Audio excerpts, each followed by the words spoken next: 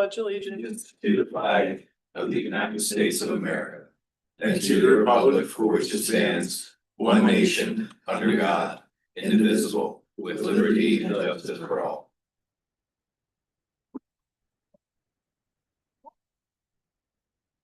Whenever you're ready, Sarah, if you will do a roll call. Okay. Town of Ashland, Mayor Trevette. Here.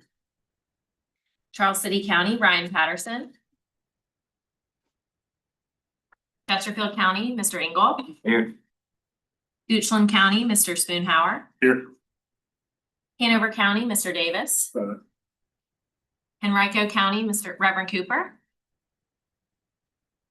New Kent County, Chair Stewart. Here. Powhatan County, Mr. McClung. And City of Richmond, Dr. Newville. Here online.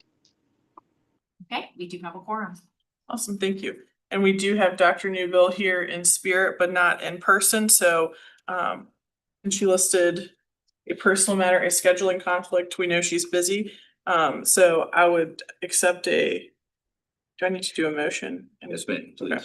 I would accept a motion to confirm the approval of Dr. Newville's request to participate from a remote location in conformance with the PlanRVA policy for meetings held through electronic communication means. And the voice of the remotely participating members can be heard by all persons at the primary meeting location. So moved. Second. All in favor? Aye. Any opposed? Well, Dr. Newville, officially welcome to the meeting. We're glad you're here. We Thank don't you. have any guests. Everyone is either paid or volunteered to be here, so thank you. Does anyone have any amendments to the agenda? No? Okay. Any public comment? Do we have anyone online said from the public? No? Okay. We're rolling right along. We're gonna move on to section B, approval of the September 25th, 2025 minutes. Did everyone have a chance to review those? Available online, I think sent to you as well. Madam Chair, I move that we approve the September 25th meeting minutes. All in favor? Aye. Aye. Any opposed? All right, great. Why Those are- why did you have Reverend Cooper's name next to that item? He's the secretary. Okay, We just typically put that no problem. Thank you. officer's name there. Appreciate it. I caught on to that when Dr. Newville was the secretary, just like, man, she's very active on the agenda. All right, and next we'll move on to 2026 key imperative and work program priorities, and I will turn that over to Ms. Schickel. Thank you. The blue printed sheet in your packet following the minutes is the piece that is referred to for this item. This is just an information item for you to let you know that Hampton Roads Planning District Commission earlier this fall took a leadership role with our state association to create this front and back information piece with the intention of using it as a communication tool as we head into the 2026 General Assembly session. The opportunity that the Virginia Association of Planning District Commissions is seeking is a budget amendment for the 2027 fiscal year and beyond to have funding for planning district commissions effectively restored and also increase. And so they have not settled, the association has not settled on ask amount yet, but they are under Hampton Roads Planning District Commission's leadership working toward identifying patrons in both houses, bipartisan patronage to be able to support an amendment to the budget for this coming fiscal year. The association has been in contact with Department of Housing and Community Development. That's the state agency that general appropriations are managed through. And most of you are probably familiar, but the departmental requests have already been submitted to the governor. I think, if I'm not mistaken, typically by the end of August, those departmental requests go in. It's not customary for a state agency to put a request in for an increase of funding for pass-through recipients like us. And so really the legislative process is kind of the only way that planning district commissions are able to do that. We were recipients of an increase in General Assembly appropriation funding in the last biennium, which is great. We got about an extra $20,000 to this planning district commission and operating, so it went from 158, I want to say, up an increase, and so this is an ask that would be more significant. The advice and counsel that has been given to the association is that it's better to ask for a larger number and be ratcheted down than it is to ask for a nominal number. And so I think that they're looking at something to the tune of about $250,000 per PDC. There are 21 planning district commissions in Virginia. So really wanted you to be aware that this conversation is underway. I am not in a leadership position with the state association right now, but I do follow and participate in the monthly board meetings and of course, from an executive director perspective, and am active in communication with my colleagues. But this is a state association board-led effort. And this piece in the packet is, again, kind of that first step to really be able to tell that unified statewide planning district commission story to our legislators in the coming session. I think if nothing else, there's an opportunity. I believe we have 5 new delegates in the Richmond Planning District Commission footprint. So there's an opportunity to educate those newer elected officials at the state level about the Planning District Commission just in general. So if nothing else, this piece will be handy in that outreach just to welcome them to their positions and introduce ourselves as a support to them getting to know their districts in their region. But wanted you all to know about the intent behind the creation of the piece. Anyone have any questions, comments, concerns, burning desires? I think this is a really good tool, and Michelle and I talked about the opportunity for education. Because in my time working in the General Assembly, I could not have told you what a PDC was, and I could bet you some of the newly electeds don't know either. So I think that we have a real opportunity with a bunch of new folks in our localities. So thank you for seeing this through. Sure. All right. If nobody has anything else on that, we'll move on to the transportation infrastructure funding. We got a request from another PDC to join them in a communication, and Ms. Schickel can share more about that. Thank you. Yeah, so also included in the last page of your packet is this letter that was shared through the network of planning district commissions. As you can see, Thomas Jefferson Planning District Commission has submitted this request to their senator for that region. I guess actually, excuse me. Anyway, he's not representing them. The point of their request is really to promote the greater investment in transportation infrastructure. The letter was shared with all planning district commissions across the Commonwealth.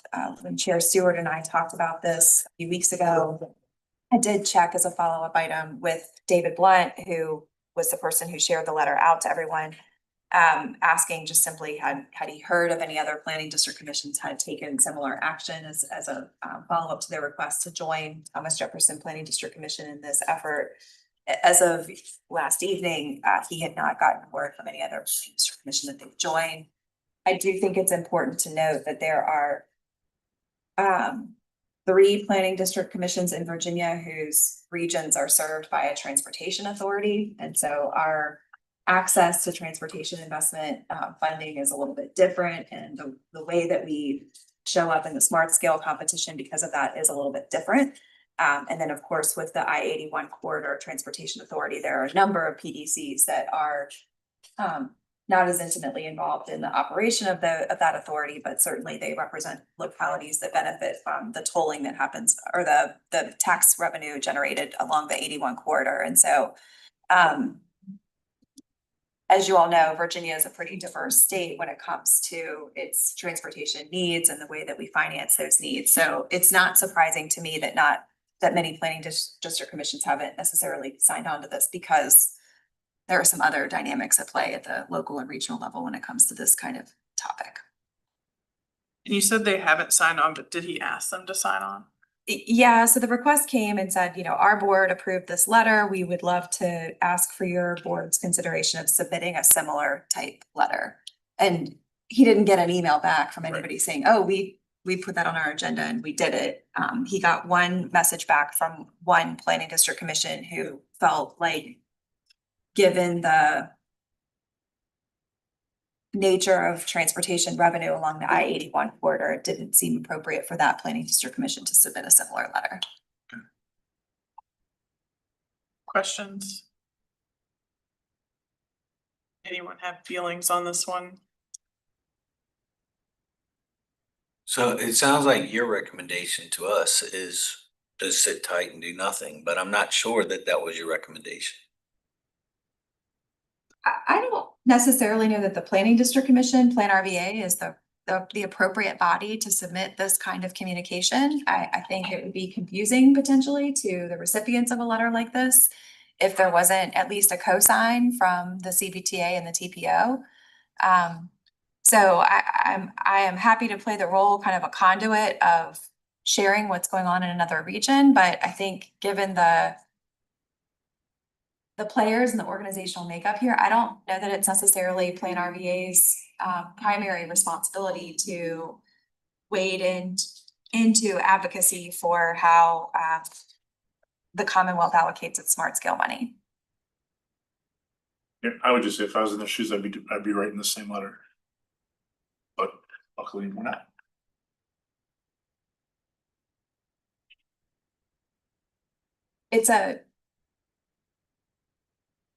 We've all been in the same meetings where we've heard about the benefits of the Central Virginia Transportation Authority and the Commonwealth's, I think, general concern that if other regions establish a similar transportation authority, there's a pressure on maintenance across the state to preserve the existing infrastructure. And so the more local and regional authorities add new lane mileage to that infrastructure, the secretary is on record demonstrating his concern about that model, but it's also proven in 3 regions to be the most effective model to be able to move regional projects forward.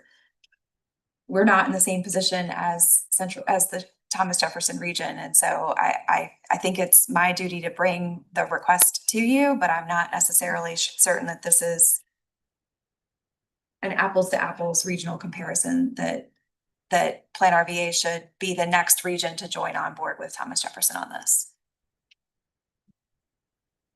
Rather than joining on board, sometimes you don't want to align with someone you're not in alignment with.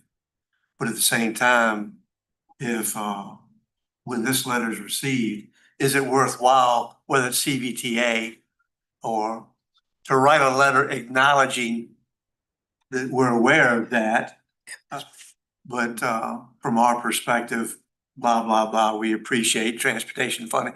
Something to at least acknowledge it, to make sure that there's an appreciation that we, all the transportation authorities, we're all paying attention to what's going on across the state. So I just throw that out there as a question, not a suggestion. Martha, what was the actual ask? It was, would your PDC consider writing a similar letter? I mean, our No. data are different than even, I mean, we were the region that fared the best in smart scale. So I mean, the entire paragraph under this table is something that we can't actually, in our best interest, advocate for because we fared well. Yeah, I wouldn't connect to that. Right. I think And- that many of you are involved in VML and VACO, and there's a transportation committee that sorry, I'm so sorry. That's okay. It's okay. And I think just in addition to that, and our citizens contributed over $1 billion for those projects that their citizens did not. So I get it. I understand. I would be doing the same thing. If you're in a position like you said. Yes, absolutely. We're not, and I think that us supporting that says, take more money from us to give to them, even though our citizens are paying more. So are we all in agreement that we should not write a similar letter, should take no action, thank them for their outreach and wish them good luck? Yep. Got it. All right. Tell them to gas up in Goochland. All right, moving to next, that's a good marketing slogan. That's a. Gas We use up. it. Oh, We do you? do use it, yeah. We do actually do So I quite don't a bit. travel to hugely much, but I might today. I do need. All right, yes. For our next meeting, it's going to be February 13th in 2026, which I cannot believe that we are already in 2026. But based on our previous executive committee meeting discussion about future topics, our February meeting will be housing, access to housing, affordable housing. And Martha's doing a really good job of compiling the relevant information. I think between now and then, there's a lot going on that's going to contribute to that conversation. Because since you made the very, very good point that we don't know what's going on in other localities, I think this is the opportunity to figure out what's going on, figure out what needs to be going on, and kind of what the options are and how we can work together or choose in an informed way to not work together on things. So that will be our next meeting, topic. And we do have our joint meeting on December 4th in between now and then. So does anybody have anything else? Madam Chair, Finance will be presenting the full commission meeting, just highlight real quick, unmodified, everything was good. We'll go into details there, but I didn't know if anybody in the executive committee had any questions. Things went very well with the audit, so.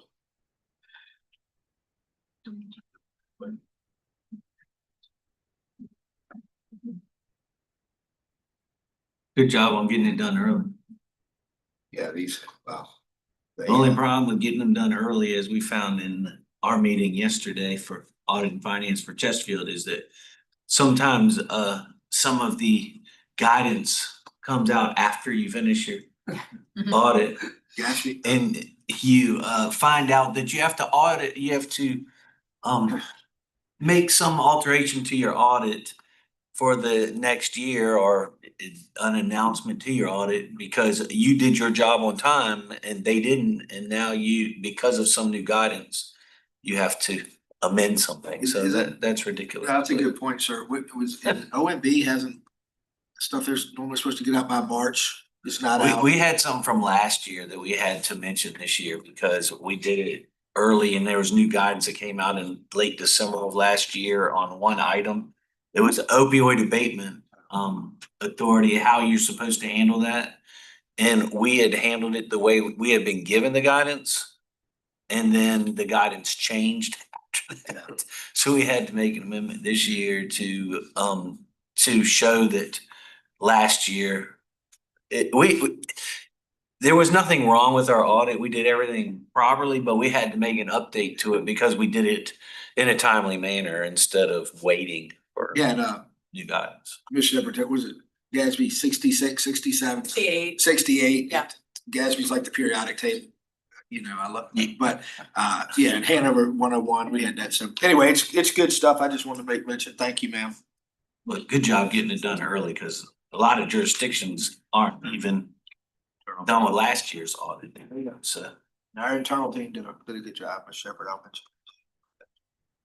Thank you, Mr. Davis. And Mr. Glu, do you have anything before we finish up? Yeah, just to give a heads up, I know last month or last meeting, we talked about the agenda format for the full commission meeting. I just wanted to call your attention to a couple of things that we've done structurally. We're really trying to reduce the amount of paper that is included in the packet handout. And so if you, as an example, want to thumb over to like page 21, you'll see that the documents that are included in the agenda item are not included in the printed packet. We have sort of intentional thinking about how you might experience your packet, created an opportunity for you if you're looking at this digitally to click the hyperlink to access the document, but then also the QR code, because we recognize most people are not sitting in this meeting with a laptop that they're able to click through on a device. And so this is a new feature of our packet to try to make sure that all of the information is available to you, but also we're not literally printing reams of paper for meetings. So this is an opportunity to invite feedback as to whether or not this sort of structure works for you. We definitely don't want to create a situation where we're making it harder for you to access the documents that are subject on the agenda, but at the same time, it's a lot of recycling that goes into the bins as soon as the meeting is over. And this has been a topic at very many previous finance committee meetings, and just kind of our effort to make sure that we're not excessively producing these packets with no real benefit. So I just wanted to name that. So we do have the hard copies here for the people that may not. We'll have them available to pass around if someone wants to sort of refer back to something, but this is a new feature of this year's agenda, and our team, I think, has done a really good job of looking through and working on how to make the information accessible, but it's just different insofar as it's not at your fingertips in the printed packet for this meeting. So if you have concerns about that, I wanted to get you to tell me now so that we have a little bit of time to print some packets out. If that feels like the right thing to do, but also if this feels like this is the right direction, we would continue this course headed into 2026. So we did this in Richmond Region Tourism, and it took a couple meetings to get used to not having that, but once, like a few meetings in, it was very normal. And my back seat thanked not having all the papers, because that's exactly where they go for 3 to 6 months. So why can't everybody, if they don't want to access it digitally, just print it in their locality and bring it with them? You know We what I mean? certainly Just- could. Because to your point, on one of the commissions I sit on, they've given us tablets. Now I know the group's too big to give everybody a tablet for the meeting. But it's just like you said, it doesn't make sense to print all this information here. I've always said my laptops, I'm looking at digital shit. You don't bring a laptop, phone, or tablet, print it yourself. I mean, we all have people we work with. If you don't print it, get your staff to do it. I'm just saying, I mean, it makes sense to me. Yeah, I would You've already concur proven your with land. the action as well. Hold on, who said Dr. Newville? My arm She was stuck at agreed. the last meeting. I was saying I would concur with the action as well. It is cost saving, and just as you suggested, whether it's a tablet or people make copies and bring them, I think that's a more appropriate action here. Thank you, Great. Dr. Newbill. Sounds Great. like, Well, we're going to continue to look for those sort of opportunities then to streamline. I think there's one other opportunity with the intergovernmental reviews that we might be able to do a similar thing. But yeah, so that's sort of the new feature in the agenda. And then just looking forward to 9:30.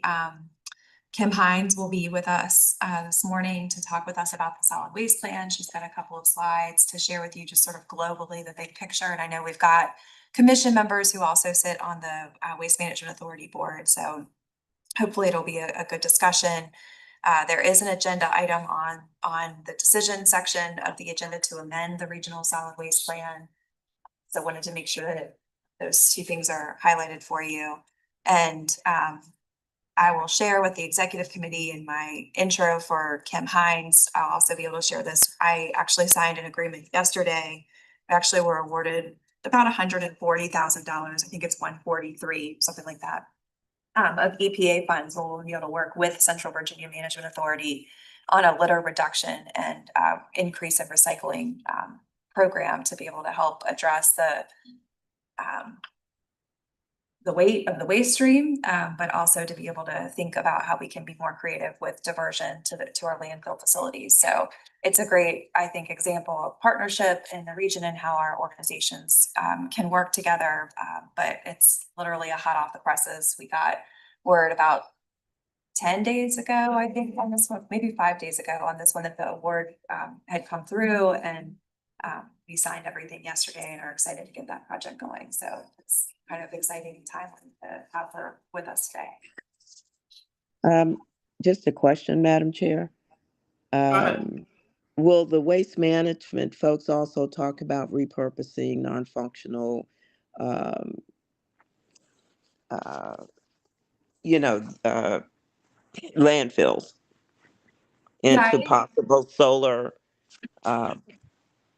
projects, or is that not? I think she'd be very happy to talk about that and the dynamic that many of the landfills in our region are actually owned and operated by private haulers, Waste Management being the largest. But also what she's seeing from an industry trend perspective about the ability to do waste to energy capture, but also just capping and repurpose of the facility once it's reached into life. I think she's here to talk to you about all of those things. Okay. Thank you. Anyone have any questions or anything they need to get off their chest before we adjourn this fine meeting? No? Okay, well, I'll take a motion for adjournment. So moved. Second, anybody? All right, all in favor? Aye. Any opposed?